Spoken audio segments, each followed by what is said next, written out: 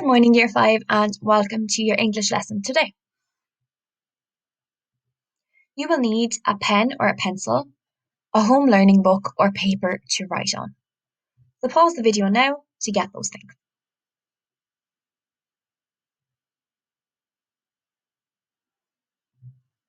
Your writing task this week is to write a short story. Your story will be based on the lost thing. Each day you will build up ideas, ready to do an extended writing piece on Friday. So our LO today is to write a short story. So we're just going to go over anything we've learned this week. Semicolons, colons, and dashes are all punctuation marks and can be used to separate independent clauses. What do we already know? So we already know that a colon can be used to introduce a list, that a semicolon can be used to separate items in a list, and that a dash can be used to indicate parentheses within a sentence. So now we are looking at how a colon can separate two independent clauses when the second clause illustrates or explains the first clause. How a semicolon can be used to separate two closely related independent clauses instead of using a conjunction. And how a dash can be used to separate two independent clauses, and it's more commonly used in informal writing. So what is a semicolon? A semicolon can be used to closely link independent clauses instead of using a conjunction. Sentence without a semicolon: Sean searched for many hours and the lost thing went with him. With a semicolon: Sean searched for many hours, the lost thing went with him. So here we removed the conjunction and instead we used a semicolon. What is a colon? Colons can be used to expand a sentence by linking independent clauses.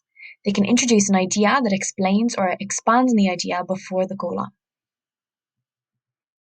So without a colon, eventually the lost thing was happy again. It had found a place where it belonged. And with a colon, eventually the lost thing was happy again. It had found a place where it belonged. So here we're replacing the full stop with a colon because the two sentences are closely linked. The second sentence explains why the lost thing was happy again. What is a dash? Dashes can be used to separate or connect two independent clauses, but they are often used in less formal writing. Without a dash, the lost thing was great company, it smelled disgusting though. With a dash, the lost thing was great company, it smelled disgusting though. So as you can see, these two sentences are linked and I'm using the dash to join them together. So which of these sentences uses a semicolon, colon, or a dash, and what is its use? So pause the video and tick or cross these sentences.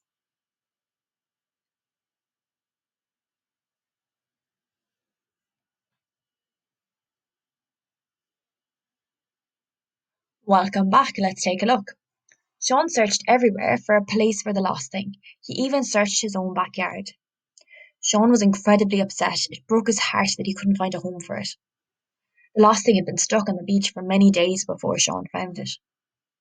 So let's have a look at the first one. The first one, it has a semicolon, so this one's going to be a tick. The second one, it has a colon, well done. And the last one, no, it doesn't have any of these punctuation marks, so it's going to be a cross. Okay, so let's look at number 1, the semicolon. Again, we can use a semicolon instead of a conjunction. Number 2, we're using the colon to explain. So we see that Sean is incredibly upset and we're explaining why he's upset after the colon. Next this week we learned direct speech. So direct speech is a sentence where the exact words that are spoken are written in speech marks, quotation marks, or inverted commas. Inverted commas surround direct speech. So there are two places where inverted commas are needed when writing direct speech. You need to open your inverted commas before the first word which is being spoken. And you need to close your inverted commas after the last word which is being spoken. Imagine that inverted commas are like hands. They hold within them only the words which are being spoken.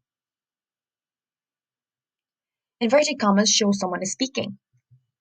These are inverted commas. Inverted commas go around the actual words that someone says. This is called direct speech. Pete said, I can't figure out what this thing is. It's lost. Rules of inverted commas. Speech always ends with a punctuation mark. If the sentence ends when the speech ends, use a full stop. Sean said, I'm really hungry. If the sentence carries on after the speech, put a comma, unless it's a question or an explanation. We should look for bottle tops, said Sean. If the speech shows strong feelings, use an exclamation mark. And if the speech is a question, use a question mark. So, which of these sentences uses direct speech correctly? And how do you know? Number 1. Sean's mum thought the lost thing was disgusting and told him to get rid of it immediately. Number 2. Who are you? Asked Sean inquisitively. Number 3. Sean asked the lost thing, where is your home? So pause the video and tick or cross.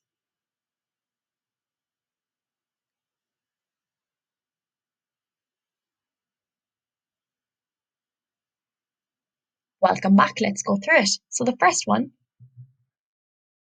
here we don't have any direct speech. Straight away I can see there's no inverted commas, so there's going to be no direct speech. Number 2 is a tick, because we have who are you? He's asking a question, so there's a question mark at the end. This is correct. Number 3, this one is not correct. Well, it's in inverted commas, so why is it not correct? Very good. There's no punctuation mark. He's asking a question, but there's no question mark at the end. We also did relative clauses this week. So a relative clause can be used to give additional information about a noun. It can use the relative pronouns who, whom, which, what, whose, that. Relative clauses give extra information related to a previously mentioned noun or pronoun within a sentence. A relative clause always starts with a relative pronoun such as. So here we have our relative pronouns. Joe, who was dressed as a cowboy, was excited about his friend's fancy dress party.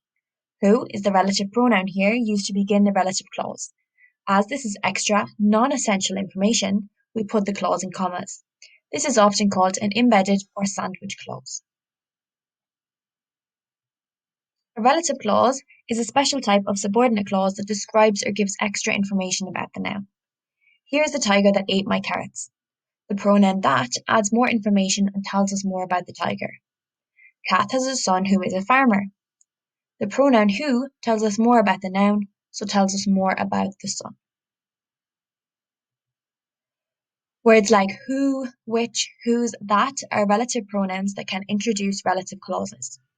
He won the gymnastics competition, which was in China. Leanne was a girl who knew what she wanted. Use who when you're talking about a person. Use which or that when you're talking about a thing or an object.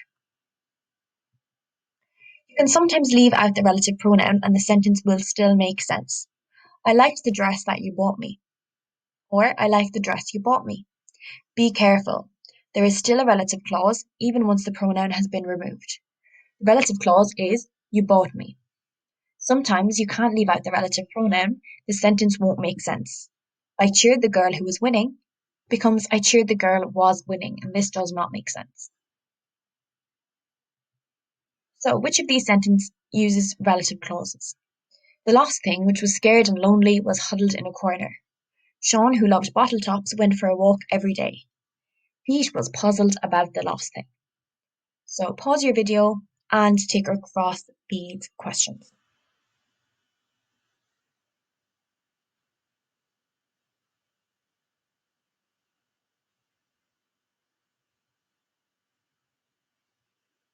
Welcome back, let's take a look.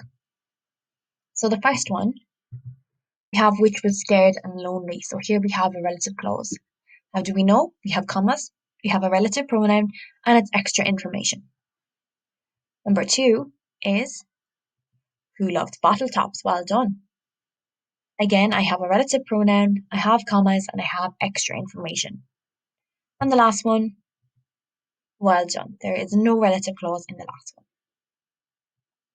So our LO is to write a short story. So in this story, the lost thing, Sean found this object and he didn't know what to do with it. He tried to bring it home, but his parents didn't want it there. And he eventually found a place where there seemed to be all strange objects just like it, or strange creatures, so he left it there. So, help me improve my writing. The lost thing jumped up and down excitedly. It sped off down the road while Sean struggled to keep up. It had been a long time since he walked this quickly, and he was out of breath because of this. He called out to the lost thing to slow down. So pause the video and try to improve my writing.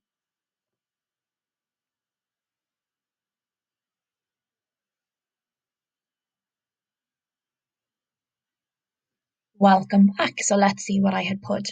So the lost thing, which was over 2 meters tall, jumped up and down excitedly. It sped off down the road while Sean struggled to keep up. It had been a long time since he walked this quickly. He was out of breath because of this. Slow down, he called out breathlessly. So as you can see, I've edited my writing and I've added in all the features that we have learned this week. I added in my relative clause, which was over 2 meters tall. I added in a colon and I added in direct speech. So well done if you did the same. So your turn. Your writing task today is to finish your story. Set the scene and make sure there is a resolution. So a resolution means that you've solved the problem. Don't forget to use semicolons, colons or dashes, relative clauses and direct speech in your story. Here we have a model text again to help you. So in this model text, as you can see, we have our relative clauses, we have a semicolon, and we have direct speech. So pause this if you would like to magpie anything.